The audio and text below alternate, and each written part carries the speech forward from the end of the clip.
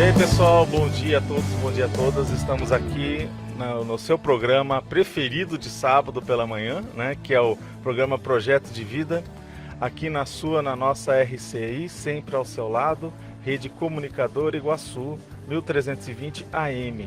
Meu nome é André Chataloff, estamos aqui representando a APEX, Associação Internacional de Programação Existencial. E qual que é o nosso objetivo? O nosso objetivo é falar aqui sobre o tema principal, que é o nome do programa, Projeto de Vida. Projeto de Vida, o que se baseia, com que a gente permeia, né, o nosso programa? A gente tem uma seguinte base, que não tem aquela questão que muitas pessoas falam, olha, eu acho que eu já vivi antes. Sim, essa é uma teoria que muita gente chama a teoria o quê? Da reencarnação, uma coisa nesse sentido. Só que o que a gente admite, né, como princípio, usando como base de uma ciência nova, né, que chama-se conscienciologia, que vai colocar eu, você, todos nós, na categoria de consciências, ou seja, seres conscientes, seres que estão em evolução e em constante aprendizagem. A gente, dentro dessa ciência, que vai pesquisar justamente nós, quanto eu, ego, indivíduo, né, que somos cônscios de que existimos, a gente tem certeza que existe, que isso daqui é uma realidade. Você tem dúvida que a tua vida é real? Não tem, né?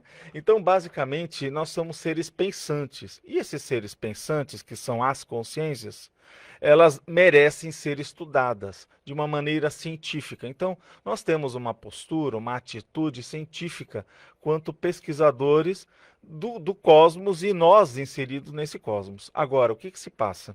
A gente observa que um dos princípios básicos é que nós não vamos morrer ao final dessa existência humana. O que isso significa? Que a nossa percepção, os fatos, os parafatos, indicam que nós somos muito mais do que esse corpo aqui de carne e ossos.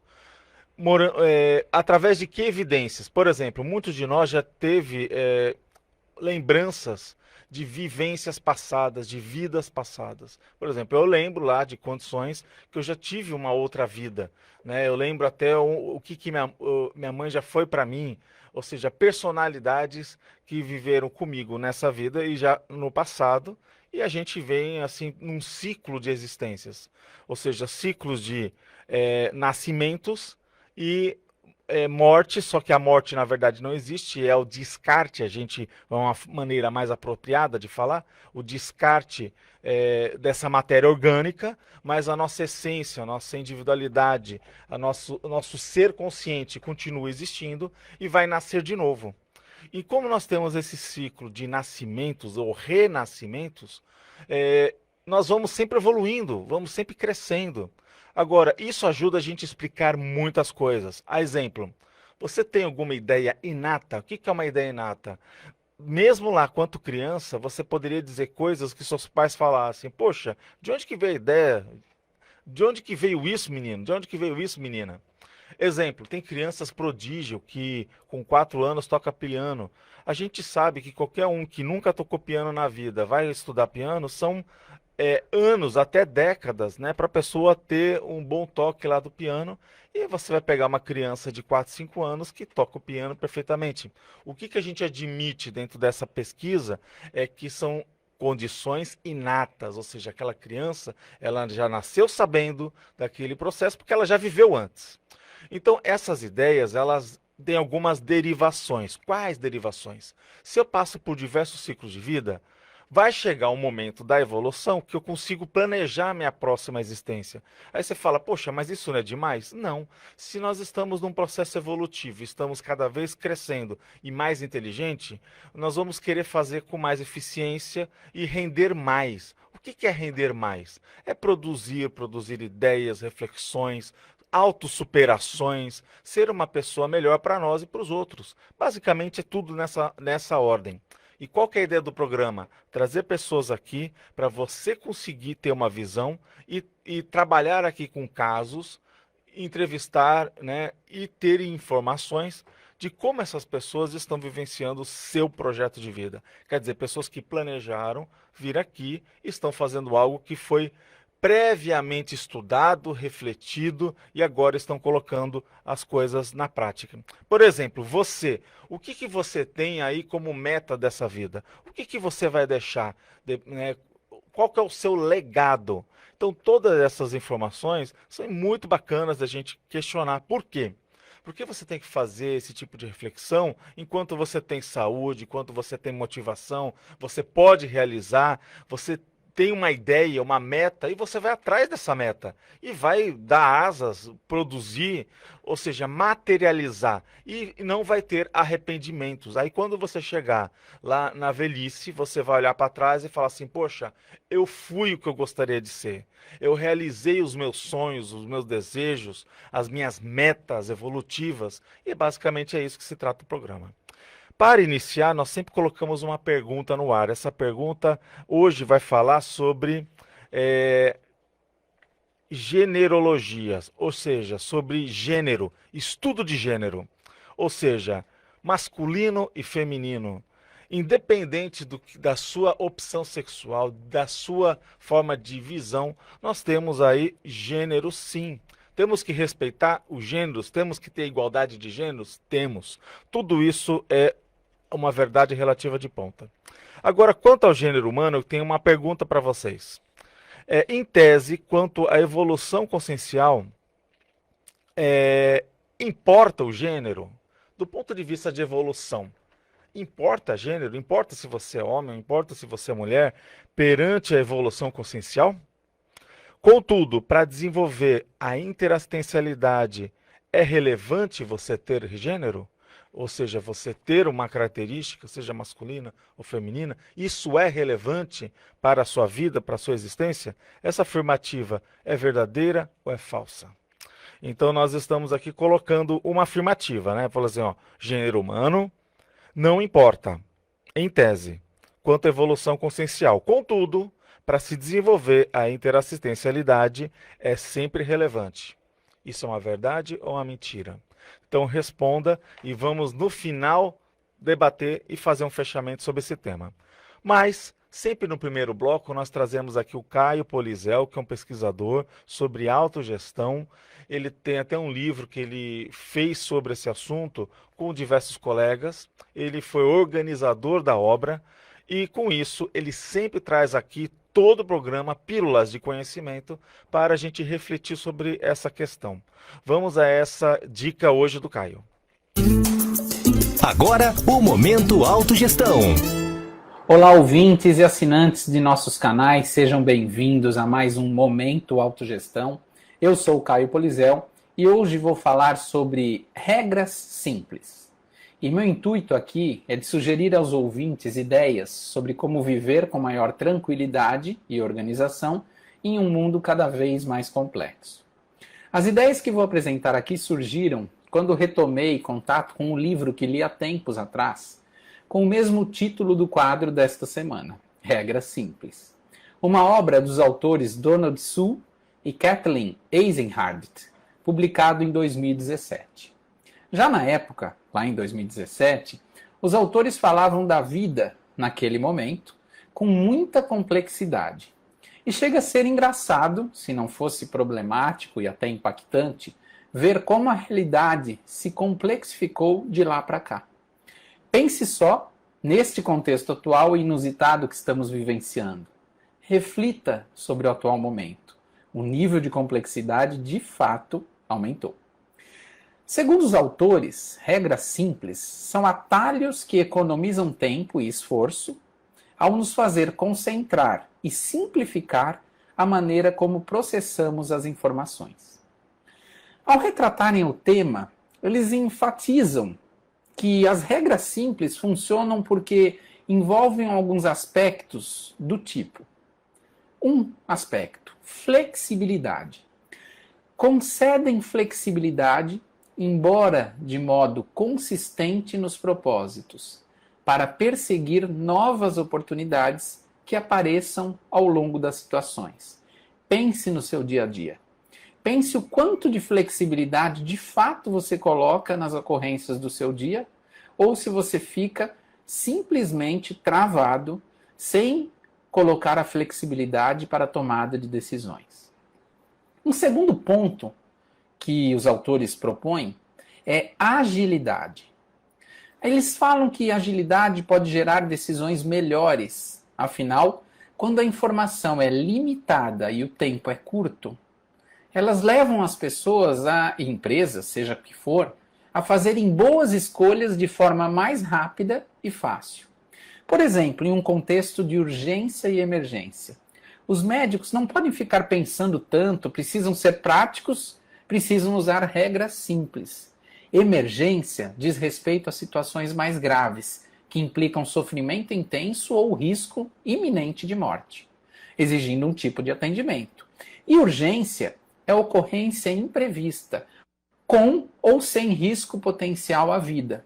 Necessita também de assistência imediata, mas pode envolver alguma flexibilidade, um pouco mais simples do que o contexto de emergência. Então pense, o médico naquele momento precisa ser ágil, tomar uma decisão com base em regras simples. Isso é emergência ou isso é urgência. Um terceiro ponto é a coletividade. Trabalhos em conjunto podem fazer coisas que seriam impossíveis se fossem feitas sozinho. Então pense, tem aquela máxima, sozinho vou mais rápido, mas em grupo vou mais longe. E aí, você usa a coletividade no seu dia a dia? E colocam ainda os limites. Ao limitar o número de diretrizes, por exemplo, nós podemos manter um foco absoluto no que mais importa, ao mesmo tempo que continuam fáceis de lembrar e usar cada uma dessas diretrizes. Não dificulte seus contextos, isso é muito importante, a ponto de deixá-lo em dúvida sobre as escolhas mais acertadas. Muitas informações, muitas diretrizes podem lhe deixar na dúvida. Um último exemplo de regra simples que posso dar é de um estudo sobre dietas, uma situação típica onde desistir é fácil demais. O estudo comparou a perseverança e a perda de peso relacionadas a um plano simples e um complicado. Obviamente, os dois trazem resultados, mas comprovou-se que as pessoas ficam mais propensas a aderir a uma dieta simples e abandonar a complicada. Obviamente, existem contextos que precisamos olhar em detalhes e com um bom nível de complexidade para tomarmos as decisões mais coerentes. No entanto, é muito comum as pessoas não tomarem decisões sobre sua vida pela complexidade que colocam em sua realidade cotidiana. E você, na sua vida, tem utilizado regras simples para dar passos cotidianos? O contexto de flexibilidade, agilidade, coletividade e limites fazem parte de sua vida? Uma boa autogestão precisa sim de análises profundas, mas também precisa de regras simples para as decisões do dia a dia. Por hoje é isso, pessoal. Te vejo no próximo Momento Autogestão e quem perdeu os episódios anteriores já sabe. Digite Momento Autogestão no YouTube ou no seu tocador de música preferido. Grande abraço e até mais. Você ouviu Momento Autogestão. E aí, pessoal, gostaram do Caio, essa dica de hoje? Muito bacana, né? Agora vamos para um rápido intervalo comercial. Fique aí conosco, porque quando voltarmos, temos aqui uma entrevistada, que é Elisete Guarese, e vai ter aqui, ó, uma entrevista muito bacana sobre resiliência. Vamos a um rápido intervalo e já voltamos.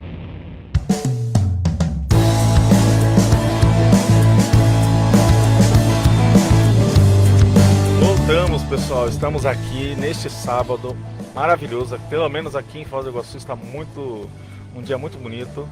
E temos a entrevistada, Elisete Guarese, com o tema Resiliência Existencial no Cumprimento da Proexis. Tudo bem, Elisete? Tudo, professor André, tudo bem? Bom dia, ouvintes. É sempre uma satisfação e uma alegria muito grande estar com as ideias da Conscienciologia, principalmente a Apex, instituição com a qual me identifico muito, justamente por trabalhar com a identificação e diretrizes do nosso projeto, nosso propósito de vida, ou, né, como a Conscienciologia nomeia, a nossa Proexis, né? Eu reforço a minha satisfação e o meu agradecimento enorme pela oportunidade assistencial e evolutiva que vocês sempre estão nos disponibilizando, professor. Tá ótimo. Eu vou aqui apresentar, né? Então, a professora Elisete Ângela Guarese, ela é natural de Nonoai, é isso, Rio Grande do Sul? Isso, nós viemos lá do Rio Grande Amado, professor. Isso. E hoje você reside em Chapecó, Santa Catarina, tem a formação em Isso, turismo, em hotelaria, 14 anos de experiência nessa área profissional e atualmente está cursando gestão financeira, atuando no ramo de agronegócio e é voluntária da Consulologia desde 2017. Eu acho que é isso. Tem alguma coisa mais que você gostaria de se apresentar? Tá, acho que é isso, né, teu acho currículo? que entendo que isso é o suficiente, professor. Agora, a primeira pergunta, né, que você trouxe aqui o tema para debater com a gente sobre a resiliência existencial no cumprimento da programação existencial, né, ou seja, no projeto de vida. A gente sabe, Certo. inclusive, que nesses tempos hoje, até de pandemia, o que mais o pessoal está precisando é ser resiliente, né? Porque está todo mundo assim no seu estresse, né? Ou seja, está todo mundo sendo com muitas exigências, de muitas demandas. Mas a vida humana, ela é assim, exige muitos desafios, né? Agora, Perfeito. que te motivou você a estudar esse tema resiliência existencial? Então, o tema resiliência existencial tem muito a ver com a minha programação de vida. E tem muito a ver com a minha história breve, me considero ainda muito jejuna na Conscienciologia, mas tem muito a ver com a minha história dentro da Conscienciologia. Eu participei do curso Balanço Existencial em 2018, e aí o professor pode falar um pouco mais sobre isso, né, sobre o curso, onde no curso nós fomos convidados a fazer uma linha do tempo, traçar uma linha do tempo da nossa vida, né? Uhum. E foi justamente nesse curso, que é uma espécie de, eu considero uma imersão, porque você fica de sexta a terça, estudando sobre si mesmo, se autoconhecendo, que eu tive a primeira oportunidade de olhar a minha vida de cima, né, professor? E foi muito interessante, porque aí eu preciso entrar um pouquinho na minha história de vida, né, para contextualizar, porque fazendo essa linha do tempo você pega desde o teu nascimento e até os dias atuais, né? Então, falando um pouquinho da minha história de vida, eu nasci, então, lá no ano de 1979, e no dia 7 de novembro, e no dia 8, a minha mãe faleceu em virtude do parto, né? Então, fiquei órfã no dia que eu nasci, né? Logo depois, assim, eu fui criada pelos meus familiares, pelo meu pai, pela minha avó, pela minha família como um todo, assim, tive uma boa infraestrutura familiar, né? Quando eu tinha 5 para 6 anos, o meu pai casou-se novamente. E aí entrou aquela história, agora nós temos uma madrasta, né? Então, assim, eu nasci e me criei no interior, e quando eu tinha de 15 para 16 anos, foi o ano também que o meu pai veio a falecer, eu me mudei para a cidade de Nonoai. Veja bem, eu era do interior de Nonoai, então pensa lá da onde veio a pessoa, né? Fiquei morando um tempo com a minha irmã, e aí depois eu vim morar em Chapecó, né?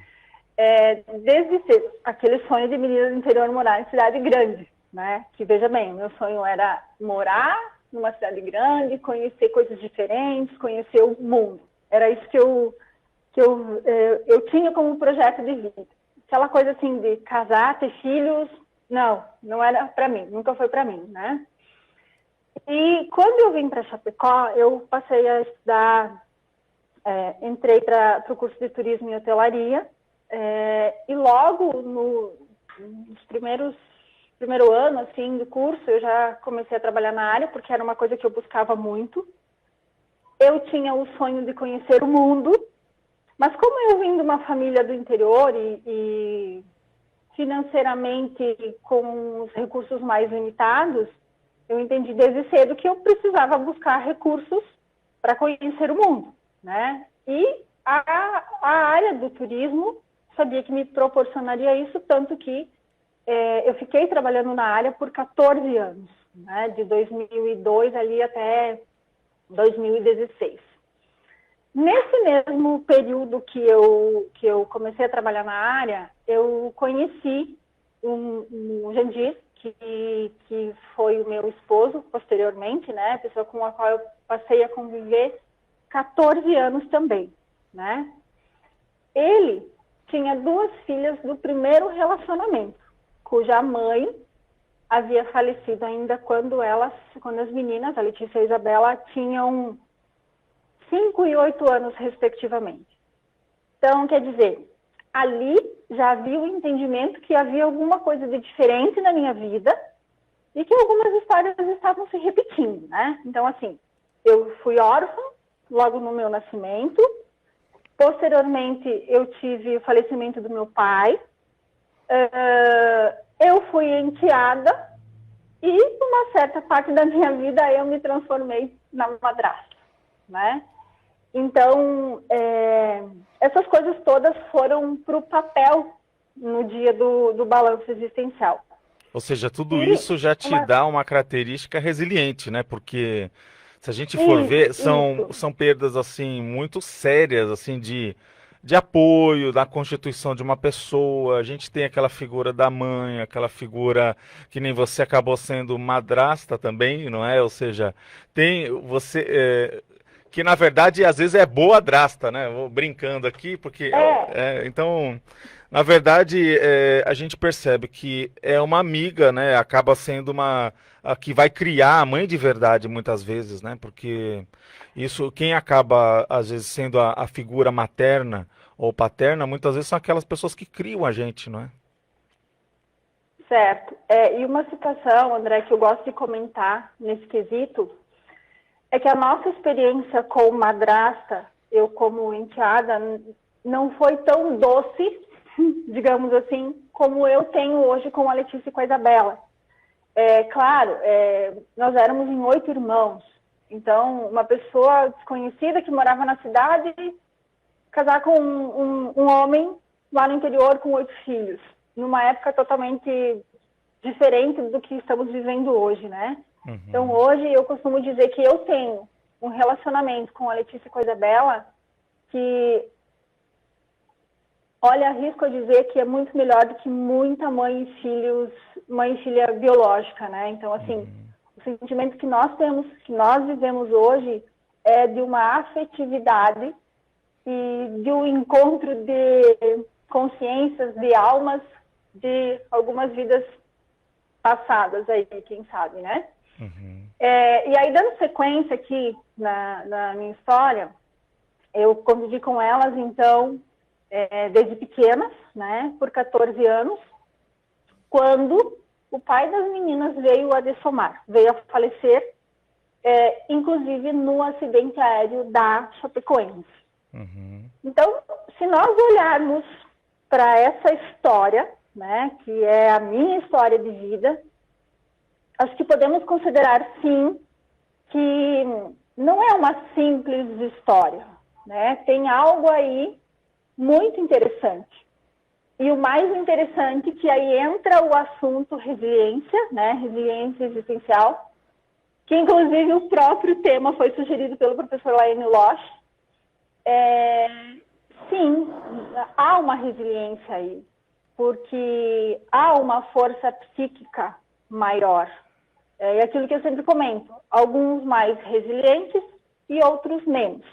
Às vezes eu me questiono, e isso foi um questionamento... Viu, Lisete, é só para a gente entender, assim, né, para o ouvinte, ele se situar, né? Então, o seu marido, ele estava no voo lá da Chapecoense, ele era do time, não é?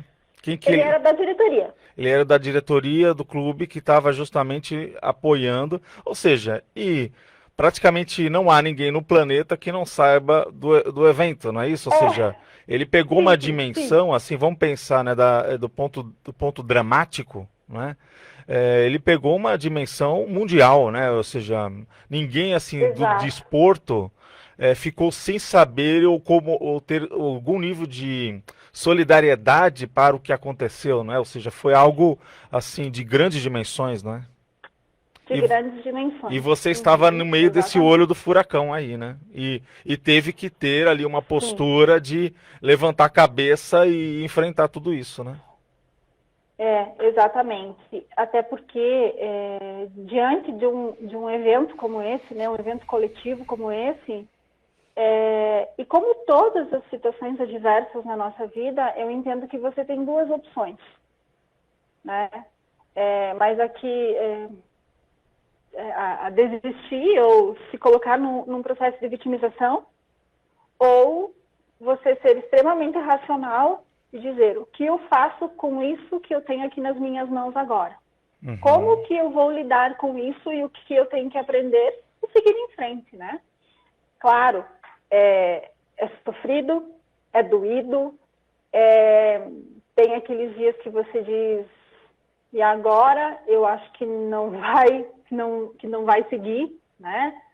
Mas aí, aquele pensamento na essência, não, vai seguir, porque você tem um entendimento que você escolheu isso antes de vir para cá, lá no teu período intermissivo, lá, né, você projetou essa vida. Então, agora, pensa aí, mocinha, quais são os atributos e quais são as possibilidades de se redesenhar, olhar para tudo que ficou, olhar para uma empresa que ficou, olhar para a Letícia e para a Isabela, olhar para os amigos e amigas e, inclusive, para uma cidade que sofreu tudo isso e continuar, né, André? Essa é a ideia do nosso propósito de vida. Seguir em frente, se adaptar, se redesenhar, enfim. Agora, eu tô curioso, né? E até acho que o público também está curioso, tem essa curiosidade de ver o seguinte: o que você fez do ponto de vista íntimo, né? Para você, de alguma maneira, se serenizar perante a esse fato. Você ou colocou debaixo tudo do tapete e não pensa no assunto, né? Porque tem muita gente que faz até dentro da elaboração do luto, né? Até a gente tem aquela pesquisadora que é a Kubler-Ross, ela fala às vezes até a negação do luto, às vezes ela até raiva, tem diversos processos que ela caracteriza, né? Uma pesquisadora, né? Que ela fala sobre justamente que até a pessoa aceitar, né? E o que você fez para elaborar esse luto? Como que você arrumou forças? O que você diria para, de repente, pessoas que passam pela mesma situação e que têm que seguir em frente? Ou seja, qual foi a energia? O que te elucidou? E como você está hoje? Então, mas você não responda agora, vamos para um rápido intervalo comercial e no retorno você fala com a gente. Voltamos aqui, pessoal. Estamos aqui na minha RCI. São 10 horas e 38 minutos. Estamos entrevistando a Elisete Garese. Elisete, só para você saber, aqui o pessoal está interagindo no Facebook com a gente. Tem o Rafael Rodolfo, ele fala o seguinte, que ele sofre muito ainda com o acidente da Chape. Chora às vezes demais, é muito triste esse contexto. Então, o que acontece, né, Elisete? A gente estava até conversando aqui no intervalo, que nós estamos nesse momento, inclusive, de pandemia, onde muita gente, muitos parentes, entes queridos, estão falecendo. A gente sabe, do ponto de vista, né, da nossa perspectiva, que a morte em si, ela é uma ilusão. Mas a gente sabe, para as pessoas que ficam, existe aquele processo de saudade, aquela condição que você tinha alguém que você contava, um amigo, né, uma amiga. Além de esposa, a gente às vezes tem que olhar, às vezes aquela pessoa que ela é querida mesmo, ela fazia um papel importante na sua vida e que de uma hora para outra ela deixa de estar ali te acompanhando, de ter aquele apoio, aquela energia, né? E a gente tem que ser assim, o ser humano, ele sente falta, não tem como falar que a gente compreende, a gente entende, levanta a cabeça e vai à frente. Ou seja, percebe que, na verdade, cada um tem um processo. Como foi o seu processo? Que essa foi a pergunta que a gente deixou no ar. Como você, de alguma maneira, levantou a cabeça? O que que você fez? Você hoje está bem? Está resolvido dentro de si? Quais são as variáveis que fizeram com que você, talvez, acendesse essa mola da resiliência? Tá. André, eu entendo que assim, ó, a minha percepção. A primeira coisa é aceitar. Eu não questionei em momento algum o porquê disso. Por que comigo, né? Aceitei. Eu acho que quando nós aceitamos os desafios que chegam, nós aprendemos muito com eles. E todo dia eu acordava e pensava, só mais um dia. E o que que eu tenho que aprender com esse dia? E o que que eu tenho que aprender com essa situação que se apresenta em minha vida? Uhum. Acho que hoje a gente pode comparar, como você falou, com a questão da pandemia, né? E considerando o processo de multiexistência, eu entendo que nós somos, sim, uma única consciência que passamos por diversas existências. Uhum. Ou seja, eu posso ter gerado essa situação lá atrás. Algumas vezes eu ouvi de pessoas, amigas, que eu estava vivendo um processo de negação. É mais fácil, as pessoas costumam dizer, você se acostuma com isso, é mais fácil se acostumar com isso, né? Uhum. Mas eu não entendo dessa forma. Eu entendo, sim, e para quem estuda a espiritualidade, principalmente a conscienciologia, tem que se considerar a ideia da multiexistencialidade, e nós viemos de outras vidas, né? Então, quando batia o desespero, eu pensava, calma, mocinha, você, em algum momento, você escolheu isso para você como instrumento de evolução. Um ponto muito, muito, muito importante, muito fundamental, e que é o meu norte na vida, é não agir como vítima. Uhum. E eliminar o emocionalismo. Não que você não seja afetiva, aliás, eu me considero uma pessoa muito afetiva. Não que você Agora, deixe de sentir algo, né? Como? Não que você deixe de sentir algo, mas você trabalha com esse não. sentimento, não é? A dor, o sofrimento, num momento como esse, ele é inevitável, né? Mas o que eu vou fazer com isso? Então, assim, eliminar o emocionalismo, o drama, o mimimi, a vitimização é fundamental, porque aí isso te empodera, né?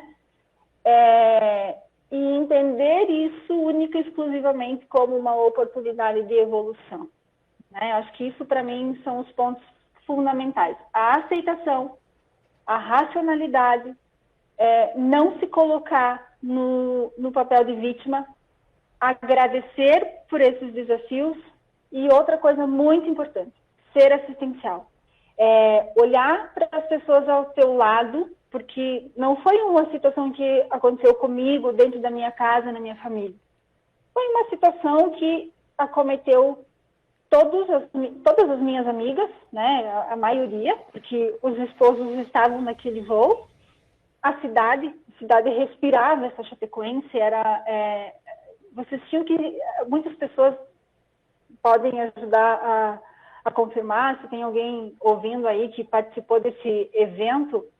As semanas que antecederam o jogo da final, essa cidade estava enlouquecida, porque essa Chapecoense era a paixão desse povo, né? Então, olhar para os demais, olhar para as pessoas que ficaram do clube, e trabalhar essa parte de assistencialismo mesmo.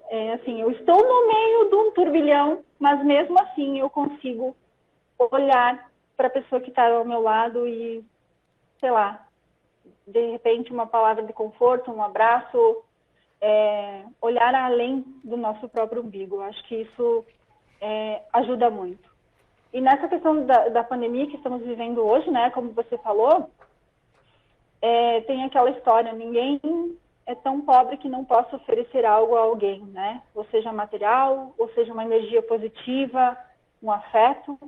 Eu acho que esses foram os pilares. A aceitação, volto a reforçar, a aceitação, a racionalidade, não se colocar no papel de vítima, agradecer e ser assistencial. Agora, na sua opinião, como se desenvolve essa condição de resiliência? Se é que é possível se desenvolver na sua opinião, assim, o que você fez? Existe alguma filosofia de vida? Existe alguma molinha dentro de você que fala assim, não, olha, eu vou ter que investir nisso. Vamos apertar esse botão aqui. Ou seja, qual foi o Vamos elemento? apertar esse botão aqui. Ou você, tecla resiliência. apesar de que você está André, comentando que na tua história isso sempre foi uma tônica, né? Sim. André, eu acho que... acho não. Tenho certeza, e você mesmo comentou. Resilientes todos somos. Uhum. Uns mais, outros menos. Mas todos somos, e mais, dependendo do assunto que nós vamos tratar. Né? Porque eu posso ser muito boa em português, mas matemática, minha nossa, né? Mais ou menos por aí. E dentro do processo de resiliência, eu jamais deixarei de considerar, mais uma vez, a multi-existencialidade, ou seja, uma única consciência com muitas vidas. O que eu quero dizer com isso? Isso te conforta, de certa forma? Como? Isso te conforta? Não é conforto, é entendimento, né? Ou seja, se eu trouxe uma bagagem de outras vidas, a qual eu venho me resgatar nesta, eu também tenho uma bagagem de conhecimento muito grande que me proporciona, ou seja, eu tenho pontos fortes que eu posso utilizá-los nesta vida. E eu entendo que em vidas passadas eu tive a oportunidade de desenvolver esses pontos e um deles é a resiliência. Uhum. Né? Agora, se nós formos se pegarmos única e exclusivamente esta existência, né? Do ponto de vista extremamente físico, psicológico, científico, eu diria, né? Eu considero, sim, a resiliência um traço forte da nossa personalidade, mas que se intensifica muito de acordo com o ambiente onde nascemos e crescemos, tá? Então, assim, é uma série de atributos que começam lá no nosso nascimento, na nossa base familiar, na nossa educação, que faz com que nós desenvolvemos algumas características positivas. Para mim, o meu ambiente familiar foi a base da minha resiliência. Ou seja, eu tive um ambiente ético, honesto, de trabalho, de estudos, principalmente cosmoético, que me levou a desenvolver essa maior resistência psíquica, professor. Sim. E eu tive isso muito bem fundamentado, sabe? A história da minha família, se eu pegar a história das minhas tias, da minha mãe, com 8 filhos, eu costumo brincar assim, do que eu vou reclamar agora, no meio desse... Tudo bem, estamos no meio de um turbilhão. Mas eu tenho uma casa boa, quentinha, condição financeira favorável. Eu tenho uma máquina de lavar roupa. As minhas tias lavavam roupa no rio, sabe? Então, tem que se olhar para trás. É a nossa vida, né? Sim. Eu queria ver contigo o seguinte, olhando até esse aspecto da multiexistencialidade que você está falando, né? Você tinha ou tem ideias inatas quais são os principais elementos, né, que você às vezes lembra na infância, alguma coisa nesse sentido, e que te ajudaram você ter essa resiliência de hoje? Mas você não responda agora, vamos para um rápido intervalo comercial e já voltamos, pessoal. Bem, pessoal, estamos aqui, voltamos aqui com a Elisete Guarese. Vocês estão percebendo que é uma personalidade e tanto. O assunto que ela está trazendo é bem sério. Esse processo da resiliência com relação à condição, inclusive, da superação de quando ocorre falecimentos, né, de entes queridos. Ela até relatou que a mãe já faleceu logo no início, depois ela acaba, ou seja, na vida dela tiveram infortúnios, né?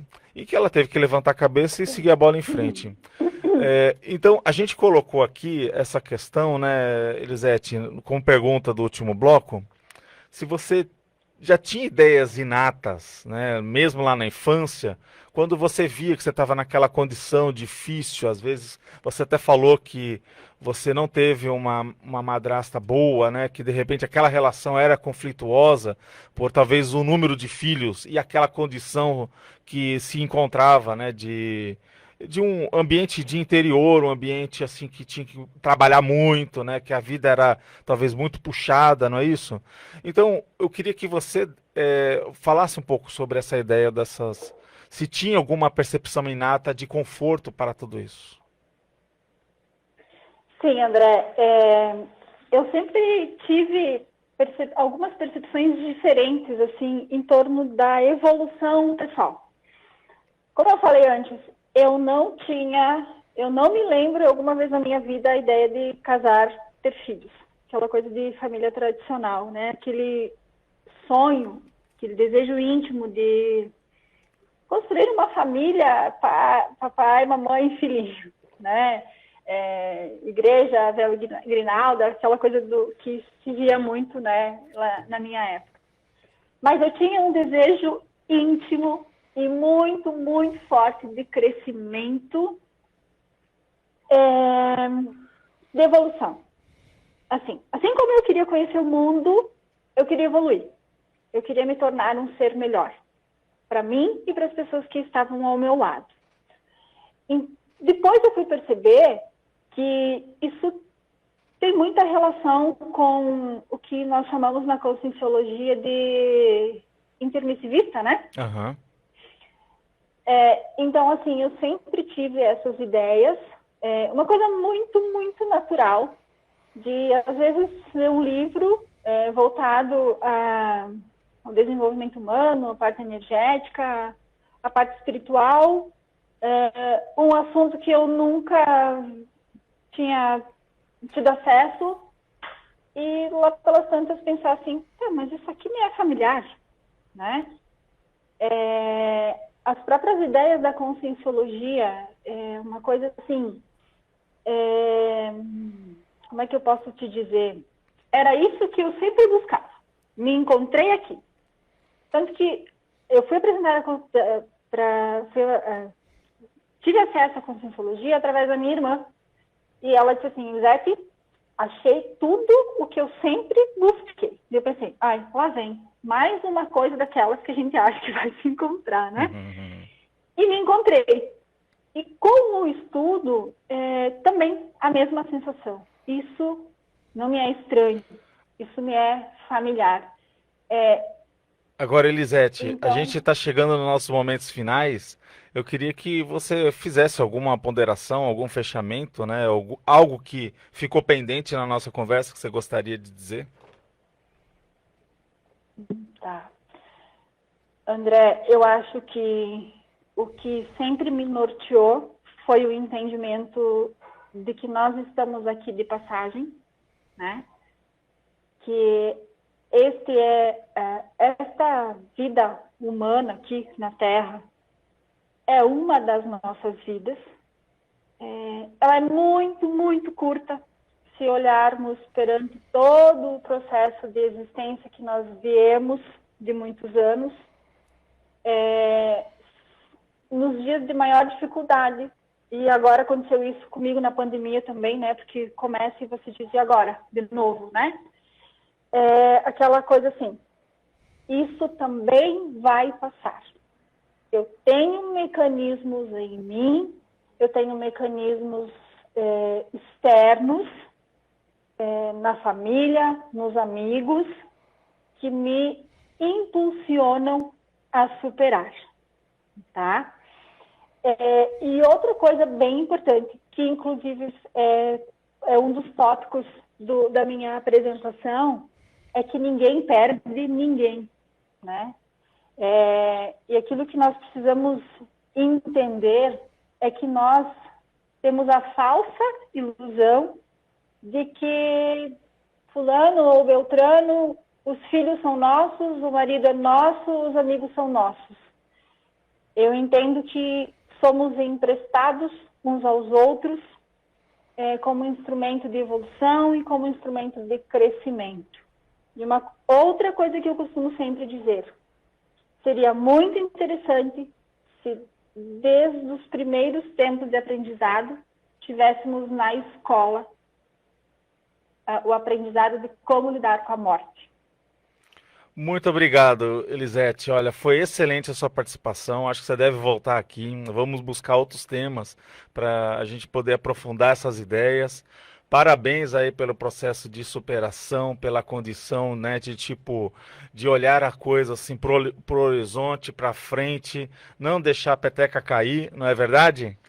E a resiliência, a gente, que nem você falou, você tem que ir atrás, você tem que levantar a cabeça e ter essa atitude, não é? Não ficar esperando, não é isso? É desafiante? É muito desafiante. Mas o que seria, como é que iríamos evoluir se não tivéssemos os desafios? Na zona de conforto ninguém evolui, né, André? Sim, é verdade. Então, muito obrigado. Então, agradecemos. E agora a gente vai para o próximo bloco, né, aqui, que é o momento, o ProEx no mundo. Vamos à dica e já voltamos no fechamento, tá bom? Bem-vindos ao ProEx no mundo. Meu nome é Fabiano Rodrigues Moreira. Eu nasci em 14 de maio de 1972 no estado do Rio Grande do Sul, na cidade de Santana do Livramento, fronteira com a cidade de Rivera, no Uruguai. E desde tenra idade eu tinha a sensação de que possuía algo a fazer, sem saber o que era realmente. Aos 13 anos, na minha escola, a professora de inglês, em dado dia, levou um livro que ela estava lendo chamado Minhas Vidas, da autora Shirley MacLaine. Fiquei extremamente interessado no assunto das vidas passadas e principalmente na parte em que ela narrava uma experiência de saída para fora do corpo. Aos 14 anos, eu fui morar em Porto Alegre, capital do Rio Grande do Sul, e com 15 anos de idade encontrei um folder convidando para uma palestra introdutória ao curso de projeciologia. Eu considero ter sido essa a minha senha de acesso à Conscienciologia. Logo em seguida, eu fiz os primeiros cursos de projeciologia, que na época eram chamados de P1, P2, P3 e P4. E fui fazendo cursos até a data de 1993 e 1994, com o curso dado pelo professor Valdo de Teoria Reencarnatória e Teoria dos Serenões. Em 1995, eu deixei de lado essas ideias que, embora elas fizessem muito sentido para mim, representavam apenas uma área de interesse na minha vida. Eu procurei me fixar, né, na ciência convencional relacionada à minha faculdade na época de física. Eu casei, tive 2 filhos e apesar de uma vida bem confortável, eu sempre sentia que faltava alguma coisa. Passei 10 anos tendo essa sensação. Quando eu me divorciei, me deparei com uma palestra do Instituto Internacional de Projeciologia e Conscienciologia na Feira do Livro de Porto Alegre. E acabei reencontrando, naquele dia, colegas que haviam iniciado comigo os primeiros cursos de projeciologia. Em 2006, eu comecei a voluntariar no Instituto Internacional de Projeciologia e Conscienciologia de Porto Alegre e logo em seguida optei pela docência conscienciológica. Essa atitude eu considero como sendo um divisor de águas para mim. Em 2008, eu me tornei voluntário da APEX, da Associação Internacional da Programação Existencial, instituição na qual eu voluntario atualmente. Hoje, o meu objetivo é ajudar outras consciências a entender o propósito de vida pessoal, segundo as ideias da Conscienciologia. Eu penso que, ajudando outras consciências a entender o seu propósito existencial, eu encontro a minha programação de vida. Acabamos de presenciar mais um Proexis no mundo. O que as pessoas estão fazendo, agregando valor à sua existência. Bom, gente, voltamos aqui. Gostaram da entrevista? Gostaram da Elisete? Acho que foi super bacana.